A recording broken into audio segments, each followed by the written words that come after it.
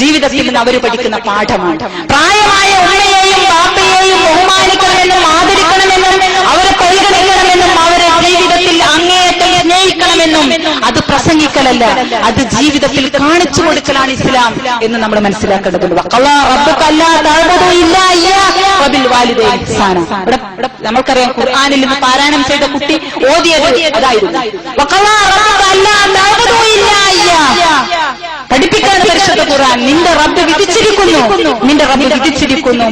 അവനെയല്ലാതെ വേറൊരാളെയും ആരാധിക്കാൻ പാടില്ല, റബ്ബിനെയല്ലാതെ ഒരാളെയും ആരാധിക്കാൻ പാടില്ല, ഇബാദത്ത് ചെയ്യാൻ പാടില്ല എന്ന് നിന്റെ റബ്ബ് വിധിച്ചിരിക്കുന്നു. കൂടെ ഒന്നുകൂടി വിധിച്ചിരിക്കുന്നു, അബിൽ വാലിദൈനി ഇഹ്സാന, മാതാപിതാക്കൾക്ക് നന്മ ചെയ്യണം. നിങ്ങൾക്ക് വേണ്ടി ഓടിയിട്ട് അവരുടെ എല്ല് തേഞ്ഞതാ, നിങ്ങൾക്ക് പോഷകാഹാരം തരാൻ വേണ്ടിയിട്ട് പട്ടിണി കിടന്നിട്ട് ജീവിതത്തിന് ദൗർബല്യം ബാധിച്ചവരാണ് അവർ. നിങ്ങൾക്ക് മുലപ്പാൽ തന്നിട്ട് ജീവിതത്തിന്റെ എല്ലാ കഷ്ടപ്പാടിലും നിങ്ങളെ മുലയൂട്ടാൻ വേണ്ടി ജീവിതത്തിന്റെ പ്രയാസങ്ങൾക്കും ബുദ്ധിമുട്ടുകൾക്കും ഇടയിൽ പോഷകാഹാരം കിട്ടാതെ അവരുടെ ശരീരത്തിൽ നിന്ന് കാൽസ്യം പോയിട്ട് അവരുടെ ശരീരത്തിന് വിറ ബാധിച്ചിട്ട് അവരുടെ എല്ലുകൾ തേഞ്ഞു പോയിട്ട് ഒരു മൂലക്കലിരിക്കുമ്പോൾ ബഹുമാനിക്കണം അവരെ വേദനിപ്പിക്കുന്ന ഒന്നും നിങ്ങളുടെ ജീവിതത്തിൽ നിന്ന് ഉണ്ടാകാൻ പാടില്ല എന്ന് പരിശുദ്ധ ഖുർആൻ പഠിപ്പിക്കുന്നു. അത് ഭർത്താവിന്റെ ഉമ്മയായാലും നമ്മുടെ ഉമ്മയായാലും അങ്ങനെ തന്നെയാണ്. സാധാരണ നാട്ടുംപുറത്തൊക്കെ രണ്ടും രണ്ട് ശൈലിയിൽ തന്നെ പറയാം. ആരാ കൊണ്ടുപോകാൻ വന്നിക്കണോക്കും, ആരാ കൊണ്ടുപോകാൻ വന്നിക്കണെന്ന് ചോദിച്ചാല് തന്തിയും തള്ളിയും വന്നിക്കണം. ഞങ്ങളെ നാട്ടിലൊക്കെ ഉണ്ട്, ഇവിടെ ഉണ്ടോന്ന് എനിക്കറിയില്ല. തള്ളിയും നന്ദിയും വന്നിക്കണെന്നാ പറയാം. തള്ളിയും നന്ദി എന്ന് പറഞ്ഞാൽ ആരാ? ഭർത്താവിന്റെ ഉമ്മയും ബാപ്പയും. എന്റെ ഉമ്മ തന്നെയാണ്. അതിന് നമ്മളാരും ഒരിക്കലും തള്ള തന്താനൊന്നും പറയില്ല. അപ്പോ തള്ളിയും നന്ദിയും കൊണ്ടുപോകാൻ വന്നിക്കണെന്നാണ് പറയാ. അതായത് ഭർത്താവിന്റെ ഉമ്മ, അത് പിന്നെപ്പോ അങ്ങനെയൊക്കെ മതി. കാരണം ഭർത്താവിന് എനിക്ക് വേണം, ഭർത്താവിന് മാത്രം മതി. അതുകൊണ്ടാണ് കല്യാണം ആലോചിക്കുമ്പോൾ നമ്മൾ പറയുന്നത് വീട്ടിലാരൊക്കെയുള്ളത് ആ രണ്ട് നാത്തൂമാര് കെട്ടിക്കാണ്ടാവുള്ളൂ, ഒന്നും എന്റെ കുട്ടിനെ അങ്ങോട്ട് ഇല്ല. കാരണം നാത്തൂമാര് കെട്ടിക്കാനുള്ള വീട്ടിക്കൊന്നും എന്റെ കുട്ടിനെ പറഞ്ഞേക്കൂല. അവിടെ എന്റെ ഭർത്താവ് മാത്രം. ജീവിതത്തിലെ സങ്കുചിതത്വം, ജീവിതത്തിലെ സ്വാർത്ഥത നമ്മൾ അങ്ങനെ അങ്ങോട്ട് പഠിപ്പിച്ചു കൊടുക്കുക. പിന്നെ എങ്ങനെയാണ് ഈ കുട്ടി വീട്ടിൽ പോയി അഡ്ജസ്റ്റ് ചെയ്യുക? നമ്മൾ ആലോചിക്കണം. ആരുമില്ലാത്തൊരു ലോകത്തേക്ക് പണ്ട് നമ്മുടെ നാട്ടിലൊക്കെ ഒരു ചെല്ലുണ്ടായിരുമല്ലോ, ഞാനും എന്റെ കെട്ടിയവനും പിന്നെ എന്റെ കുട്ടികളും തട്ടാനും. വളരെ അന്വർത്ഥമാണ്.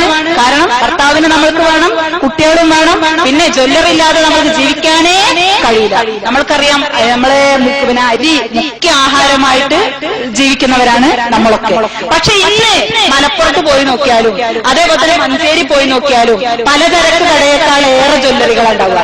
അവിടെ വന്ന് പിന്നെ കയറി ഇറങ്ങുന്ന ആളുകളോ എന്നെ പോലെ പർദ്ദയും കൊക്കനെ കെട്ട നല്ല ജീവികളും ആയിരിക്കും. അപ്പൊ ഈ ജ്വല്ലറി ഇല്ലാതെ അങ്ങനെ പിന്നെ അണിയാൻ കുറെ ആഭരണങ്ങളില്ലാതെ ഒന്നും നമ്മൾക്ക് ജീവിക്കാൻ കഴിയില്ല. അതുകൊണ്ട് ഞാനും എന്റെ ഭർത്താവും അതേപോലെ തന്നെ എന്റെ കുട്ടികളും പിന്നെ കുറച്ച് ജ്വല്ലറികളും, ഇങ്ങനെയുള്ള ഒരു സംസ്കാരത്തിലേക്ക് അറിയാതെ ഞാനും നിങ്ങളും ഇപ്പൊ പോയിക്കൊണ്ടിരിക്കുകയാണ്. വല്ലാത്തൊരു സ്വാർത്ഥത. ഞാൻ നേരത്തെ പറഞ്ഞതുപോലെ ചൊവ്വയിൽ ജീവനുണ്ടോ എന്ന് നമ്മൾക്കിപ്പോ വലിയ തലവേദനയാണ്. അതായത് അതിന്റെ അർത്ഥം ഞാൻ പലപ്പോഴും പറയാറുണ്ട്, ഭൂമിയൊക്കെ ഇപ്പോ കട്ടുമുടിച്ച് മാന്തി കഴിഞ്ഞു. ഇനിയിപ്പോ ഇവിടെ വറ്റാനൊരു പുഴയോ ഊറ്റാനും മണലുള്ളൊരു പുഴല്ല, അതേപോലെ തന്നെ പൊട്ടിക്കാനൊരു മലല്ല, എല്ലാം കഴിഞ്ഞിട്ടുണ്ട്. ഇനി ആകെ മാന്താനതുപോലെ ചൊവ്വേ അതേപോലെ തന്നെ വ്യാഴം ഒക്കെ ഉള്ളൂ. അതുകൊണ്ട് ചൊവ്വമ്മക്കാണ് വല്ലാത്ത കണ്ണ്. ഭൂമിയൊക്കെ കഴിഞ്ഞു പോയിട്ടുണ്ട്. അതാണ്, അതിലപ്പുറമൊന്നും അതിനെ നമ്മൾ കാണേണ്ടതില്ല. അപ്പോ ഇങ്ങനെയൊക്കെ തലവേദന എടുക്കുന്ന നമ്മൾക്ക് എന്തുകൊണ്ട് മറ്റുള്ള അയൽവാസി ചിലപ്പോ പട്ടിണി കിടക്കുന്നുണ്ടാവും, പ്രയാസപ്പെടുന്നുണ്ടാവും, ബുദ്ധിമുട്ടുന്നുണ്ടാവും, ഭർത്താവിന്റെ ഉമ്മ അവിടെ ഒരാളില്ലാതെ കഷ്ടപ്പെട്ടുകൊണ്ടിരിക്കുന്നുണ്ടാവും, ഈ ഭർത്താവിന് നാത്തൂന് പെങ്ങന്മാരെ കല്യാണം കഴിച്ചയക്കാനാതെ അങ്ങേയറ്റം വിഷമിക്കുന്നുണ്ടാവും. പക്ഷേ ഇതൊന്നും നമ്മൾക്ക് കാണണ്ട, ഇതൊന്നും നമുക്കറിയണ്ട. എന്റെ അയൽപക്കത്ത് എന്ത് നടക്കുന്നു എനിക്കൊരു പ്രശ്നമേ അല്ല. അയൽപക്ക ബന്ധങ്ങൾ വല്ലാതെ ചുരുങ്ങിപ്പോയിക്കൊണ്ടിരിക്കുന്ന ഒരു കാലം. അതേപോലെ തന്നെ ബന്ധങ്ങൾ, നമ്മുടെ രക്തബന്ധങ്ങൾ പോലും അങ്ങേയറ്റം ചുരുങ്ങിപ്പോയിക്കൊണ്ടിരിക്കുന്ന കാലം. ഒരുപാട് സമയം നമ്മൾക്കുണ്ട്. ഇന്നിപ്പോ പിന്നെ 11 മണിയാകുമ്പോഴേക്ക് നമ്മുടെ എല്ലാ പണികളും നമ്മൾ കഴിച്ചു വെക്കും. 11 മണിയൊക്കെ ആകുമ്പോഴേക്ക് പണികളൊക്കെ റെഡിയായിരിക്കും. ഇപ്പോ വിചാരിക്കേണ്ട നമ്മുടെ ഒന്നും നന്നായതുകൊണ്ടൊന്നല്ല.